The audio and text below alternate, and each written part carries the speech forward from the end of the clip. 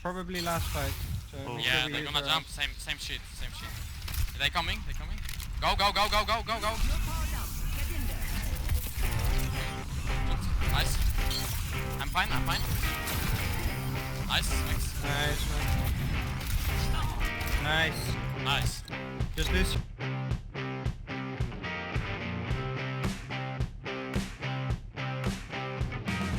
Hey, what's up guys, this is Liam or Weagle on your Overwatch, back with a new video. Today we're going to be going through some top 500 gameplay, breaking it down, turning it into a kind of a guide. We're going to talk about initiation, communication, regrouping, mechanical skill, all kinds of different things. At the very end of the video I will play one of these rounds so that you guys can hear the communication that goes on, because I think that's very, very important, because it's very concise information that helps out a lot when playing the game. I think what's important to say is that I got close to the top 500, about 4,300, about 50 away a couple of weeks ago, and I've been able to stay around about the same rank since then. This game I think has 7 top 500s in it or something, which is about the most you can get in a game because there's only 500 of them, so the chances of them all searching at the same time is very difficult. I don't think I've seen games with more top 500s in than this. So the first thing I want to go through is we actually picked around a Hanzo. It happened. Now that's one thing that the top 500s have had that I've seen, and not all of them, but more often than not, there's a lot more patience surrounding their teammates, the engagement, losing fights, losing rounds, things like that is the patience involved a lot of these players have. So the start of the game, we noticed we had a Hanzo main on our team. He only played Hanzo, he had less than a 50% win rate, and he wasn't going to swap. Now he wasn't bad, he was by no means bad, but he wasn't the best Hanzo I've ever seen either. Maybe he's a pro on a Smurf learning Hanzo, I don't know, but we had to pick around him, and that's the first thing, is actually knowing team comps and what certain picks enforce others. So we know we have a Hanzo, and we know that that's hard to pick around, so we deathballed up. We played a Zarya, we played a Hog, we got the ult combo there with the Hanzo, we have a lot of sustainability. There's a lot going on in this match that revolves around the Hanzo, and if he doesn't get picks, at least we have his ultimate to couple with ours, and that was the mind games going on. So learning what picks enforce others is something that I think the community as a whole could definitely improve on. Even simple things like you shouldn't really play McCree without a Reinhardt most of the time, people don't really see that. People don't realize that when you pick a Symmetra, that also puts you usually on single healer, and if you're on single healer you need Soldier, Mei, Roadhog, as they can then heal themselves. There's all these different mini metas in the picks that you make, and that's something we all definitely need to learn a little bit more. And the next thing is engagement, actually taking team fights. In Overwatch, people have these massive extended fights of trickling. This should actually nearly never be a thing. If it's an absolute last resort on defense, then yes, but even in that situation, if the enemy team don't actually have any of the point yet, maybe it's 2 CP and they don't even have a third yet, you should let them get that clock all the way around and engage at the last second with your whole team rather than trickle the whole time, because you're just going to lose that way. Taking these teammates swiftly, speed boosting in at the right time, diving in and killing something is how engagements work. If you're the Ana player, and you'll see in some of the gameplay, I managed to sleep someone, hit an anti-nade on the team or something of that nature, and I'll die, and a lot of people think that that's bad play, but it's not as long as the team fight wins. That's the only condition that matters, especially in a King of the Hill game like this. We dive in, we get kills, we win, that's it. If we lose, we don't, and we regroup straight away. There is no trickling, there is no in-between play. This shouldn't really exist, but it does because of poor communication and team play and stuff. But at this rank, all there is the team fight. You win it or you lose it, and then you regroup. Now what actual initiation is something that people struggle with too. Actual initiation is generally like a Ryan's shield being sped towards the enemy, or a pin that's been bubbled by Zarya, or a Winston dive that you should instantly follow up on. DPS heroes don't really initiate. You can initiate with Genji Blade, but even then, you're better off pinning in or diving in with Winston as the Genji does that. That's what initiation is. It's generally done by tanks. There's this kind of triangle, if you will, of how things work. The tanks have to initiate, but the healers have to keep them alive, and the DPS are then the cleanup crew for that initiation. It's very important to how the game works, and I think people get confused when they think it's the DPS that should be going in. I mean, many times if I've been playing a hero and I do get a pick as a DPS and my tanks are still stood at the choke, how many of you have had that happen? Comment section, let me know, guys. The next thing after initiation, whether you win or lose, the top 500s do better than everyone else, but again, still not perfectly, and I think that's important to note. None of this is done perfectly. However, they do generally regroup as soon as the team fight's lost. Now, sometimes there's some top 500s that are either boosted or got there on one hero. Sometimes they're not that great at this stuff, and you have to be the guy to tell them, look man, regroup. Die. You're not doing us any favors by staying alive here. Now, if it's a Zarya that's trying to keep her charge, that's a little bit different if she can stay alive. But again, you've lost the fight, you jump off the map and die and regroup. Poking, when they've got the objective, no good. It never works. The only situations you should ever do poke damage, which is the next point, is if you're about to get your ultimate or something of that nature. Zarya's about to get ult, Genji's about to get ult. You can do a bit of poke damage, that's fine. But if you're doing poke damage while trickling and trickling, all of the ults are being built, and most importantly, they're defensive ults are being built. So their Mercy is just getting charged. Why has Mercy always got res, guys? It's not because it charges that fast, it's because everyone's always doing trash damage. Lucio's ult gets charged pretty quick if you're doing loads of trash damage. Anna's can charge quickly too, as well as Zen's. You have to be very, very careful when doing poke damage, and the only time it's really acceptable is when you're trying to build charge, which again can be questionable, and when you're about to actually get an ultimate. You have to be very careful with poke damage, because that's why they've always got a defensive ult on 2CP, and you're getting rolled. Very frustrating, but it really is a very simple solution actually to what people think is a complicated problem. Next thing is communication, and I mentioned at the start why it's so good at this rank is that it's just very simple, concise information.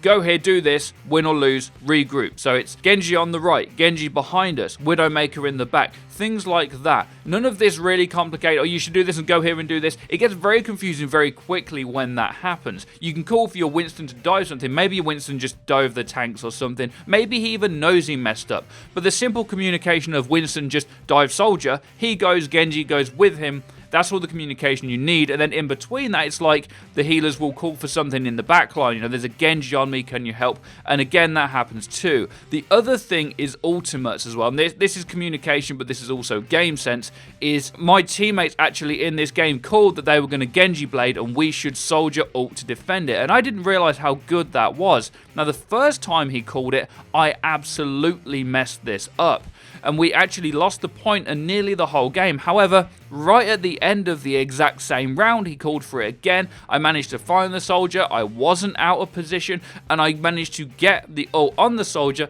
defended against the Genji Blade. He got like 4 or 5 kills, and just that tiny bit of communication of this time, ult the soldier will win, and the patience that my teammate had as well in order to just keep his composure and us to win out the game. This was an absolutely fantastic game to play in. The last thing really to mention there is ultimates, and that's just that knowing when the enemy are going to have ultimates, again, is something that people don't really think about too much in a lot of games that I play. Sometimes I'll be calling, look, have a trash attack, that way you go in and you bait out all of the enemy ultimates, or a lot of them, so that your next fight you have a much bigger chance. Again, this is increasing in popularity and you see it more, and I think in a year's time we'll see this all the time, knowing exactly when an enemy is going to have an ult, when it's coming in. I mean, if you watch the kill cam, you can even see their ultimate, but a lot of the time, a good player will know regardless of that anyway. They'll know exactly when Genji Blade's coming in, they'll know when they have Nano, they'll know when Zarya ult's coming in, depending on how charged she's been the whole time.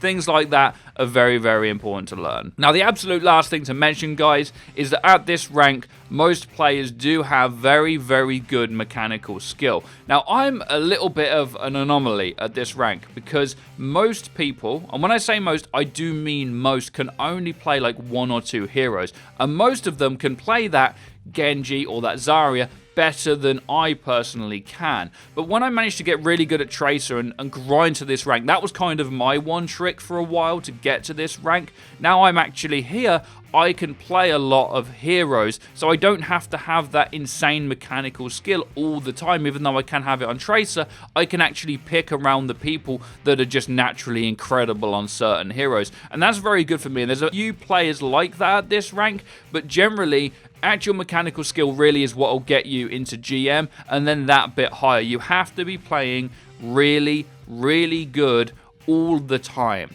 So when I play now on my main account, I make sure that I've slept well, I've eaten, and I'm not joking. You really have to be absolutely on it, in the zone, not getting tilted all the time in order to compete at this level. It's very difficult, and if you go in at 90% of your capability, it's going to be a very, very rough time for the whole game. Very tough, very good, but also, as you'll notice, very, very simple fundamentals actually is what is incorporated into most of a top 500 game. It's that mechanical skill that gets you into it. And I'm very close to the top 500, and I'd love to peek into it, but I don't play enough, and I don't have the consistency to stay there. And I think knowing your own limits is very important. Not everyone could be GM, not everyone could be the top 500, but there's a lot of fundamentals there that 99% of players can learn to at least touch into GM occasionally, get into Masters, and make that top echelon of matchmaking that little bit better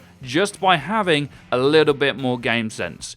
Let me know what you guys think in the comment section down below. Did this help out? It's just kind of like a rough outline guide to the different things that really get you to the highest tiers of the game. I will play some communication gameplay in a minute, and I hope you enjoy that. You can let me know what you think in the comment section down below. Be sure to check out our Twitter, our Twitch, and our Discord, where you guys can find the top 500 to boost you to Grandmasters. Be sure to drop a like and subscribe, and hit that bell icon so you can get notified when our videos go live. Have a great day. As always, guys, take care and peace, people. Probably last fight. So Yeah, they're gonna jump. Same shit. Are they coming? They're coming. Go.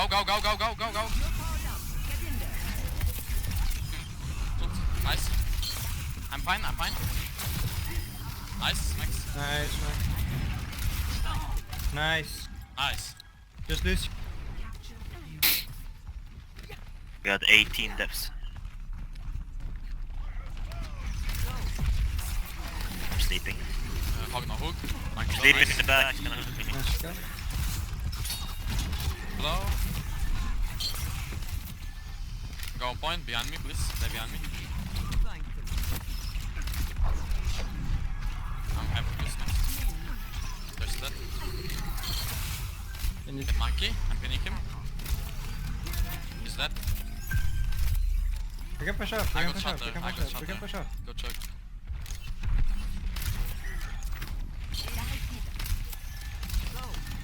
They're not ready for this, actually.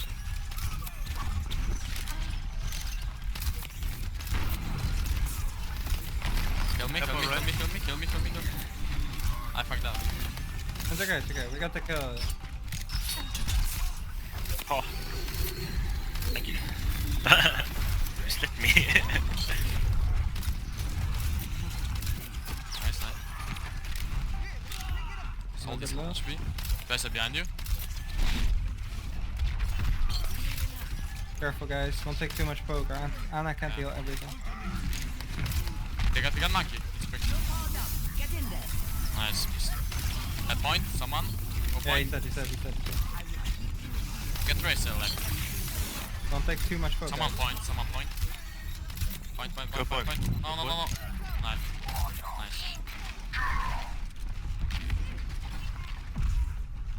Guys, just do this. Get monkey. They're gonna kill me. Oh. They stuck me. Alright, we Get got monkey on point. Have HP monkey. Okay. Nano blade. That. Why doesn't he go for you? That there. How? Why? Left. It's not fair. Boost your game. Have HP. He ulted and he went for the fucking hands instead of you. And when I'm playing Anna, he goes for me. Zero. Soldier low. I call bullshit. Go back. Hit.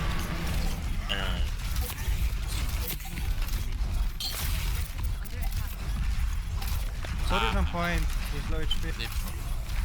I'm gonna die here. Nice. Drake, Drake.